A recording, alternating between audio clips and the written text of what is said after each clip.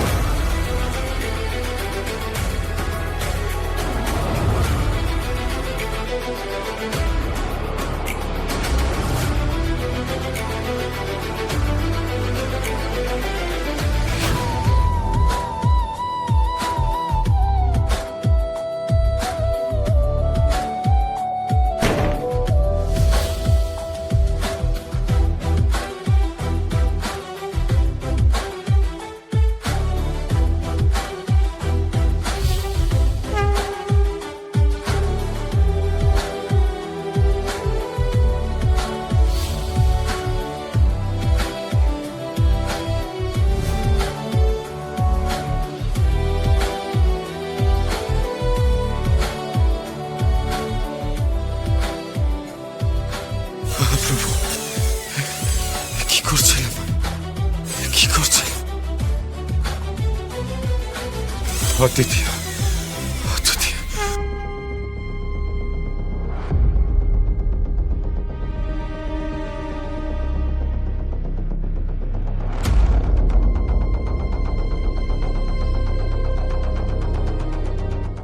সত্যপতি, ও ঠিক আছে এখন? হ্যাঁ, ও ঠিক আছে।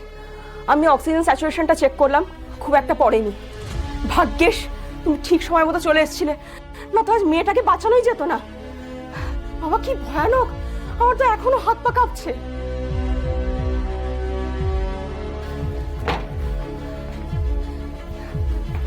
আচ্ছা, ওরা কারা? এইভাবে মেয়েটাকে মারার চেষ্টা করছিল কেন? আপনি অরুণাবুকে খবর দিন, ওকে বলুন এক্ষুনি আসতে। খবর দেওয়া হয়ে গেছে, স্যার বেরিয়ে পড়েছেন। আমি জানি রূপ, অদ্বিতীয়া আর তুমি আলাদা, তবু কোন অলৌকিকে তোমাদের নিয়তি এক হয়ে যাচ্ছে। বারণ করলে শুনিস না কেন? বললো না মেয়েটার বিপদ, তাও ওকে ফেলে চলে এলি? না, রূপের বেলায় যে ভুল করেছি সেই ভুল অদ্বিতীয়ার বেলায় আমি করব না। মরতে আমি ওকে দেব না, কিছুতেই না।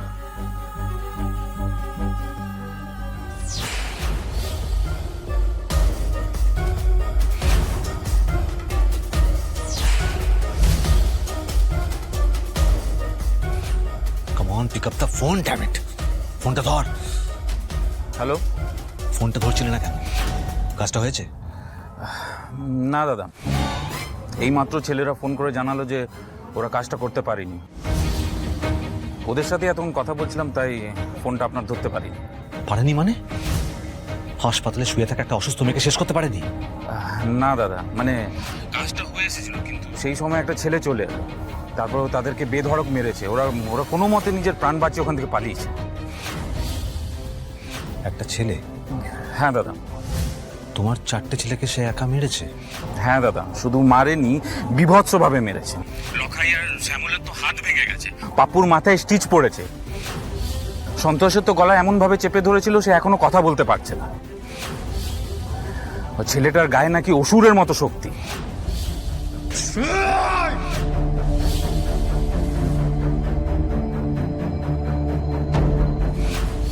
কে এসেছিল?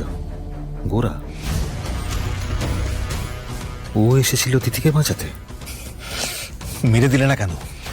ওদের কাছে চেম্বার ছিল না? ছিল, কিন্তু আপনাকে তো আমি আগেই বলেছিলাম ওরা চেম্বারটা ব্যবহার করতে পারবে না, সেটা ভয় দেখানোর জন্য। হাসপাতালে গুলি চালানো যাবে না, আমরা ধরা পড়ে যেতাম। তেতেই বা লাভটা কি হলো? এতগুলো টাকা নিলে আর কাজটা করতে পারলে না। সরি দাদা, আমি আপনার অর্ধেক টাকা ফেরত দিয়ে দেবো, রাখছি।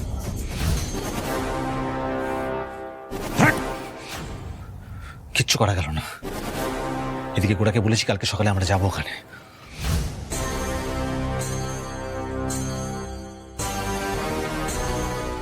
হ্যাঁ হিয়া। হ্যাঁ বেব, মরে গেছে দিদি? না, প্ল্যান ফেল করেছে, ওরা কিচ্ছু করতে পারেনি। পারেনি? না। এবার শোনো, তুমি একটু রেডি হও, আমরা নবদ্বীপ যাব। দিদির উপর অ্যাটাকটা নিয়ে পুলিশ কেস হতে পারে, আর আমরা খবর পাওয়ার পর ওখানে যাইনি, তার মধ্যে আচমকাই দিদির উপর অ্যাটাক, এই সব কিছু নিয়ে আমাদের উপর আঙুল উঠতে পারে।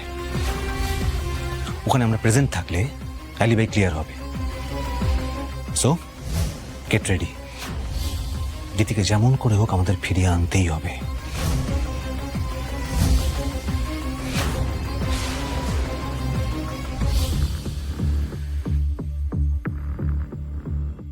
দিদি বেঁচে আছে? এ কথা আপনি কাউকে বলবেন না, খুব বিপদ হবে বললে। বললো না মেয়েটার বিপদ, তাও ওকে ফেলে চলে এলি।